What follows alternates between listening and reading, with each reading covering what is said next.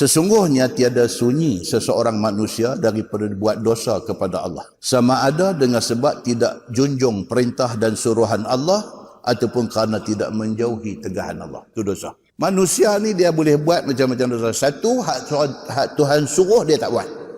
Tuhan suruh semayang sehari 5 kali, dia nanti ambil daripada 5 tu nanti tergelincang 1-2 semayang. Paling ramai orang tergelincang subuh, tergelincang. Hari kerja dia boleh semayang. Hari cuti, dia cuti semayang sekali. Ramai. Ada orang buat kajian tuan-tuan tentang orang tak semayang ni. Buat kajian kepada budak-budak asrama, termasuk asrama Sekolah Menengah Kebangsaan Agama, SMKA. Tu dia persentage yang dia present, kita dengar pun sejuk kaki. Mereka hanya semayang waktu duduk di asrama, balik rumah tak semayang. Bila ditanya pasal apa tak semayang, pasal mak ayah tak semayang. Itu finding yang mereka dapat hasil daripada kajian yang dibuat.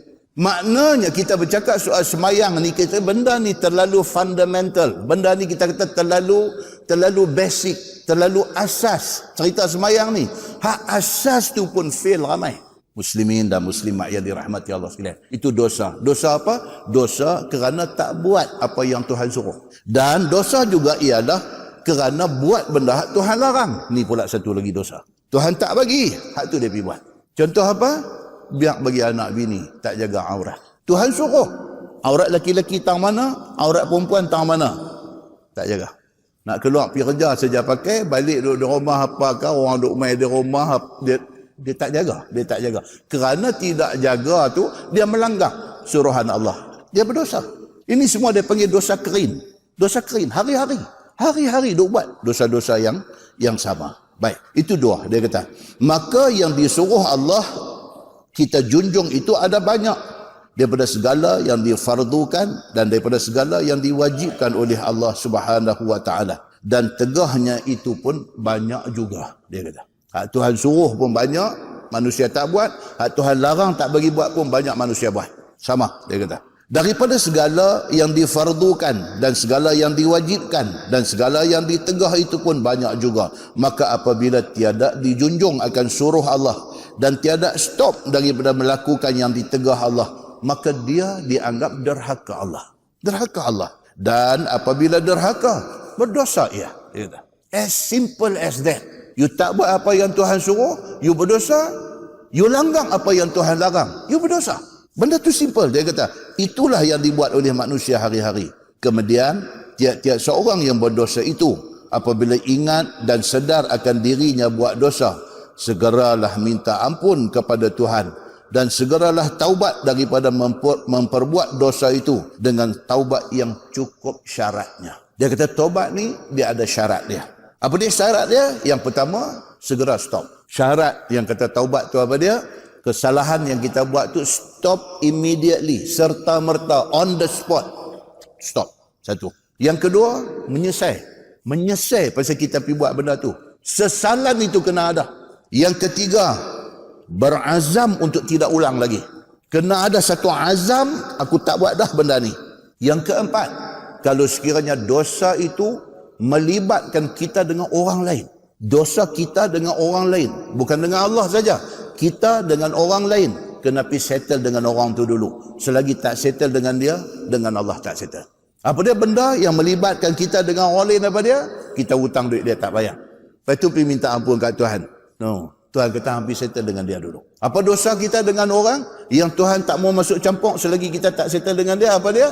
Kita pernah fitnah dia. Oh, ini ramai. Ini ramai. Kita pernah fitnah dia. Kita pernah, sama ada kita yang start, create satu cerita, merosakkan nama dia, kemudian cerita kita tu orang pakai share, dosa tu semua duk mai kat kita. Ataupun orang yang buat cerita tu, kita tolong sebarkan, juga kita mendapat dosa. Hak tu tak settle. Allah Subhanahu wa taala kata yang tu hang kena pergi settle dengan dia dulu. Hang kena pergi jumpa dia, settle dengan dia dulu. Kalau zaman lah ni pakai WhatsApp, pakai message, hantar dekat dia. Assalamualaikum tuan, saya pernah macam ni dengan tuan. Saya buat tu kerana saya percaya apa yang dia habaq dekat saya. Saya minta maaf, saya minta ampun banyak-banyak. Saya berjanji saya tak buat dah benda ni. Saya harap tuan maafkan saya. Saya tak mau bawa balik dosa ni sampai ke akhirat esok. Kita settle tahun ni. Sekurang-kurangnya buat macam tu. Berapa ramai manusia yang buat fitnah dekat orang, tak pernah minta maaf. Berapa ramai manusia yang dia bukan sikit punya cerca, caci, maki, fitnah, tohmah, aibkan orang, jatuhkan orang, burukkan nama orang, macam-macam benda dia buat dekat orang. Tidak pernah sekali dia pergi minta sorry dekat orang yang dia buat. Berapa banyak dosa ni dia nak bawa balik pergi menghadap Allah Subhanahu wa taala. Itu syarat-syarat kita nak bertaubat kepada Allah. Muslimin dan muslimat yang dirahmati Allah sekalian. Nescaya siapa yang minta ampun dan bertaubat dengan cukup syarat itu, diampun oleh Tuhan akan dosanya. Bermula dalil yang menunjukkan yang demikian itu adalah hadis yang dikeluarkan oleh Imam At-Tirmizi. Diriwayatkan kepada satu sahabat Nabi sallallahu alaihi wasallam, namanya Abu Bakar As-Siddiq radhiyallahu anhu. Kata dia, telah aku dengar Nabi sallallahu alaihi wasallam bersabda, tiada daripada satu orang laki-laki yang buat dosa akan satu dosa, kemudian teringat dia akan dosanya, lalu bangun dia, maka bersuci badannya, mengambil wuduk ayak semayangnya dengan hati yang ikhlas kepada Tuhannya, kemudian terus sembahyang, sembah dia Tuhan dengan hadir hati dan merendahkan dirinya kepada Allah dan menghinakan dirinya di hadapan Allah, serta membesarkan Allah Subhanahu wa taala, memuji-muji dan berdoa minta ampun kepada Allah Subhanahu wa taala atas dosa-dosanya. Tiada seorang yang memperbuat yang demikian itu melainkan diampunkan Allah baginya. Itu dia. Dia nak abang tu sungguh tu, kesungguhan tu dalam nak mengaku berdosa dia dengan Allah ni. Sungguh dia tu. Dia bangkit pukul 4 pagi. Bangkit pukul 4 pagi, pergi bilik ayak, dua ambil ayak semayang tu, ayak mata derah dah. Menyesali atas dosa dia. Siap ambil ayat semayang semua pergi hampak sejadah, Allahu Akbar. Sunat wuduk 2 rakaat. Ini amalan yang menjadi amalan yang tidak ditinggal oleh Bilal bin Rabah. Kan tuan-tuan, hadis Nabi masuk ke dalam syurga, Nabi dengar bunyi tapak kasut di depan dia. Siapa dia masuk dulu pada Nabi? Itu maksudnya lebih kurang. Tengok Bilal bin Rabah. Bila Nabi balik mai ke dunia ni, Nabi tanya Bilal. Dia kata, Bilal, apa satu benda istimewa yang hang buat? Bilal kata, tak ada apa. Ada. Nabi kata, mesti ada satu benda. Pasal apa? Hang berjalan di depan aku di dalam surga. Bilal kata, tak ada ya Rasulullah. Ada. Cuba ingat tengok apa. Bilal kata, dia kata, dia bila ambil ayat semayang, dia akan semayang. Ulama buat kesimpulan kata, itu sunat wuduk. Tidak disebut sunat itu sunat wuduk. Tetapi apabila berwuduk, sunat 2 rakaat. Itu dipanggil sunat wuduk. Kalau cari hadis tentang sunat wuduk, tak ada. Tapi apabila sunat itu dibuat selepas berwuduk, maka dipanggil sunat itu sunat wuduk. Itu cerita dia. Maka dia ambil kesimpulan, kata apa? Di antara amal istimewa yang Bilal buat ialah apabila dia berwuduk, dia sembahyang sunat wuduk. Kita dah dengar macam tu, kita jangan tinggal. Kita bangkit pukul 4, pukul 4.30, pukul 5 pagi, ambil ayat semayang, Allahu Akbar. Sunat wuduk dulu doa. Lepas itu Allahu Akbar, tahajud doa. Merayulah kepada Allah atas dosa-dosa kita. Merayu, minta Allah Subhanahu wa taala ampunkan kita. Tuan-tuan, siapa buat, siapa tahu. Dia punya kelebihan orang yang duk bangkit malam ni. Satu bisan abang saya. Tu bisan dia, orang Lok Stang.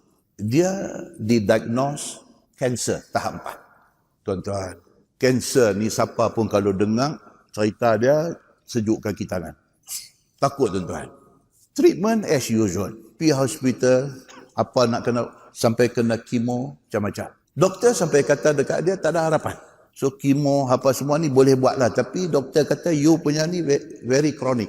Masa dia jumpa saya, masa kenduri abang saya tu jumpa dia. Dia mai cerita, Ustaz, saya kena kanser. Dia kata, Allah. Dia kata, insyaAllah.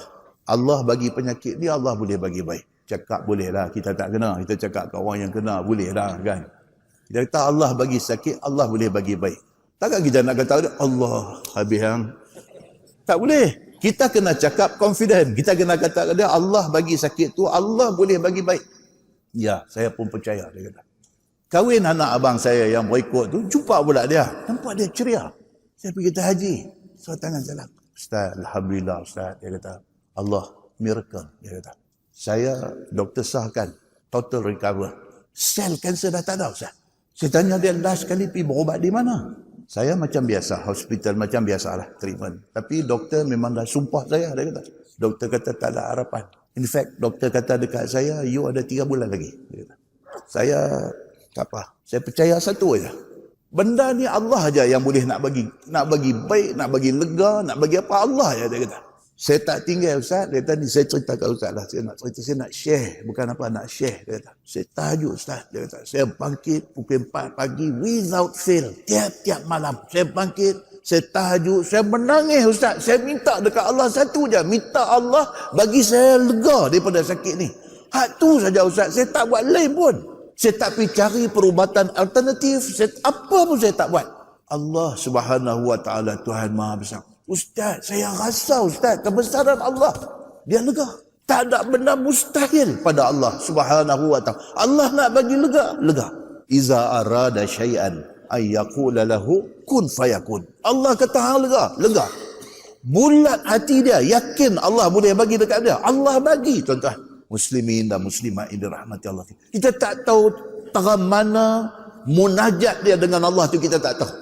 Tahap munajat dia dengan Allah tu kita tak tahu. Tapi dia ni special sehingga Allah boleh tunai permintaan dia. Tapi dia minta dalam sembahyang malam ada. Muslimin dan muslimat ini rahmati Allah. Benda-benda macam ni bila kita dengar, dia betul-betul memberi iktibar, memberi insaf kepada kita.